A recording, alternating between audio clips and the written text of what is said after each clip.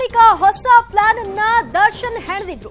ತಾನು ಸಿಕ್ಕಿ ಬೀಳ್ತೀನಿ ಅನ್ನೋ ಕಾರಣಕ್ಕೆ ಬೇರೆಯವ್ರನ್ನ ಬೀಳಿಸಬೇಕು, ಈ ಒಂದು ಪ್ರಕರಣದಲ್ಲಿ ಬೇರೆಯವ್ರನ್ನ ಕೆಡ್ಡಕ್ಕೆ ಬೀಳಿಸಬೇಕು ಅನ್ನುವಂತಹ ಪ್ಲಾನ್.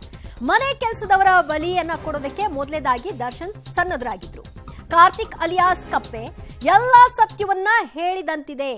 ಏನೇ ಆದ್ರೂ ನನ್ನ ಹೆಸರನ್ನ ಜೊತೆಗೆ ಪವಿತ್ರ ಗೌಡ ಹೆಸರು ಹೊರಕ್ಕೆ ಬರಬಾರದು ಅನ್ನೋದು ದರ್ಶನ್ ಅವರ ತಾಕೀತಾಗಿತ್ತು. ಪವನ್ ನಂದೀಶ್ನ ಶರಣಾಗತಿ ಮಾಡೋಣ ಅನ್ನುವಂತಹ ಮೊದಲ ಒಂದು ಪ್ಲಾನ್ ಅನ್ನ ಮಾಡ್ಕೊಂಡಿದ್ರು. ಪವನ್ ಮತ್ತು ನಂದೀಶ್ ಶರಣಾದ್ರೆ ನಮ್ಮ ಹೆಸರು ಬರೋದಿಲ್ಲ ಅನ್ನುವಂತಹ ಖಾತ್ರಿಯೂ ಕೂಡ ಅವರಿಗಿತ್ತು. ಅದನ್ನ ನೀವಿಬ್ರು ನೋಡ್ಕೊಳ್ಳಿ ಅಂತ ವಿನಯ್ ಮತ್ತು ಪ್ರದೋಷ್ಗೆ ದರ್ಶನ್ ಹೇಳಿ ಅಲ್ಲಿಂದ ರಿಟರ್ನ್ ಆಗಿದ್ದು. ನೀವು ಮೈಸೂರಿನಲ್ಲಿ ಇರೋದು ಬೇಡ, ಬೆಂಗಳೂರಿಗೆ ಹೋಗಿ ಅಂತ ದರ್ಶನ್ ಹೇಳಿದ್ರು ಅಂತ ಕೂಡ ತಿಳಿದು ಬಂದಿದೆ. ಈ ಬಗ್ಗೆ ಮತ್ತಷ್ಟು ಮಾಹಿತಿ ಪಡೆಯೋಣ ನಮ್ಮ ಪ್ರತಿನಿಧಿ ನರಸಿಂಹಮೂರ್ತಿಯಿಂದ. ನರಸಿಂಹಮೂರ್ತಿ, ಆರಂಭದಲ್ಲಿ ಆಗಿದ್ದಂತಹ ಪ್ಲಾನ್ ಬೇರೆ, ಬಟ್ ನಂತರದಲ್ಲಿ ಈ ಪ್ಲಾನ್ ನ ತಲೆ ಕೆಳಗೆ ಮಾಡಿದ್ ಯಾರು? ಸೊ ಅದರ ಬಗ್ಗೆ ಏನ್ ಮಾಹಿತಿ ಸಿಗ್ತಾ ಇದೆ?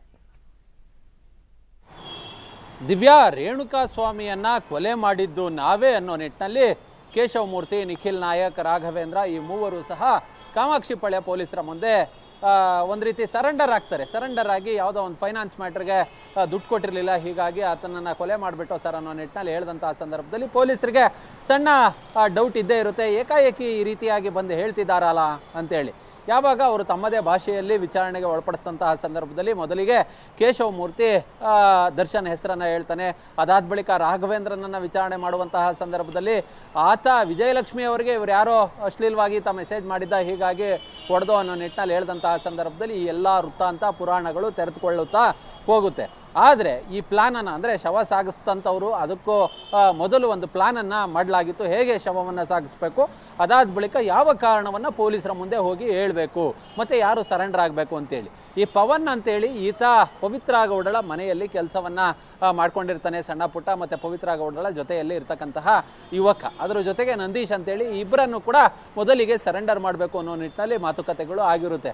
ಆದರೆ ಕೊನೆ ಕ್ಷಣದಲ್ಲಿ ಪವನ್ನು ಏನಾದ್ರು ಸರೆಂಡರ್ ಮಾಡಿದಂತಹ ಸಂದರ್ಭದಲ್ಲಿ ಅದು ಪವಿತ್ರ ಗೌಡಳ ಮನೆ ತನಕ ಬರುತ್ತೆ. ಹಾಗಾಗಿ ಪವಿತ್ರ ಗೌಡಳನ್ನ ಕರ್ಕೊಂಡೋಗಿ ವಿಚಾರಣೆಯನ್ನು ಮಾಡುವ ಹಂತ ಬರುತ್ತೆ. ಹೀಗಾಗಿ ಪವನ್ ಮತ್ತು ನಂದೀಶ್ ಇಬ್ಬರ ಹೆಸರು ಬೇಡ ಅನ್ನೋ ನಿಟ್ಟಿನಲ್ಲಿ ಕೊನೆಯದಾಗಿ ಈ ನಿಖಿಲ್ ನಾಯಕ್, ಕೇಶವಮೂರ್ತಿ ಇವರನ್ನ ಪ್ರಕರಣದಲ್ಲಿ ಹೊಣೆಯನ್ನು ಒತ್ಕೊಳ್ಳಿ ಅನ್ನೋ ನಿಟ್ಟಿನಲ್ಲಿ ಹೇಳುವ ಕೆಲಸವನ್ನು ಮಾಡ್ತಾರೆ. ಅಂದರೆ ಇವರ ರೋಲ್ ಏನೂ ಇರಲಿಲ್ಲ, ಅಂದರೆ ಕೊಲೆಯಲ್ಲಾಗಲಿ ಕಿಡ್ನಾಪಲ್ಲಾಗಲಿ ಈ ನಿಖಿಲ್ ನಾಯಕ್, ಕೇಶವಮೂರ್ತಿ ಇವರ ರೋಲ್ ಇರಲಿಲ್ಲ.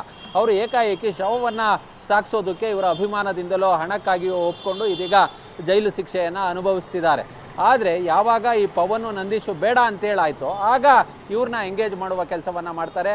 ಅವ್ರಿಗೂ ಕೂಡ ಕ್ಲಿಯರ್ ಕಟ್ಟಾಗಿ ಹೇಳಿ ಕಳಿಸಿರ್ತಾರೆ, ಎಲ್ಲೂ ಕೂಡ ಪವಿತ್ರ ಗೌಡಳ ಹೆಸರಾಗಲಿ ಅಥವಾ ನನ್ನ ಹೆಸರಾಗಲಿ ಬರ್ಕೊಡ್ದು, ಮತ್ತು ಯಾವುದೇ ಹೊಣೆಗಳು ಬಂದರೂ ನೀವೇ ನಿಭಾಯಿಸಬೇಕು. ಪೊಲೀಸರು ಒಂದಷ್ಟು ಟಾರ್ಚರನ್ನು ಕೊಡಬಹುದು ಅಥವಾ ಅವರದೇ ಭಾಷೆಯಲ್ಲಿ ಕೇಳಬಹುದು, ಹೊಡಿಬಹುದು, ಬಡಿಬಹುದು, ಆದರೆ ಎಲ್ಲೂ ಕೂಡ ಪವಿತ್ರ ಗೌಡಳಿಗೆ ಅಶ್ಲೀಲ ಮೆಸೇಜನ್ನು ಮಾಡಿದ್ದ, ಹೀಗಾಗಿ ನಾವು ಕರ್ಕೊಂಡು ಬಂದು ಹೊಡೆದೋ ಮತ್ತು ದರ್ಶನ್ ಹೇಳಿದ್ರು, ಈ ರೀತಿಯಾದಂತಹ ಮಾತುಗಳು ಬರಬಾರ್ದು ಅನ್ನೋ ನಿಟ್ಟಿನಲ್ಲಿ ಸೂಚನೆಯನ್ನು ಕೊಟ್ಟು ಈ ಮೂವರನ್ನು ರಾಘವೇಂದ್ರ, ನಿಖಿಲ್ ನಾಯಕ್, ಕೇಶವಮೂರ್ತಿ ಈ ಮೂವರನ್ನು ಕಳಿಸುವ ಕೆಲಸವನ್ನು ಮಾಡಿರ್ತಾರೆ. ಆದರೆ ಪೊಲೀಸರು ಒಂದಷ್ಟು ಈ ಹಿಂದೆ ಈ ತರಹದ ಸಾಕಷ್ಟು ಪ್ರಕರಣಗಳನ್ನು ನೋಡಿರ್ತಾರೆ.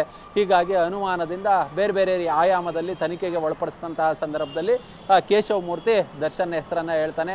ಅದಾದ ಬಳಿಕ ಗೊತ್ತಾಗುತ್ತೆ ಈ ಗ್ಯಾಂಗ್ನ ಹಿಂದೆ ದರ್ಶನ್ ಇದ್ದಾರೆ ಮತ್ತು ಯಾರ್ಯಾರು ಈ ಒಂದು ಪ್ರಕರಣದಲ್ಲಿ ಇದ್ದಾರೆ, ಹೇಗೆ ಎಲ್ಲ ಕೊಲೆ ನಡೀತು ಅನ್ನೋದರ ವೃತ್ತಾಂತ ಆ ಬಳಿಕ ತೆರೆದುಕೊಳ್ಳುತ್ತಾ ಹೋಗುತ್ತೆ.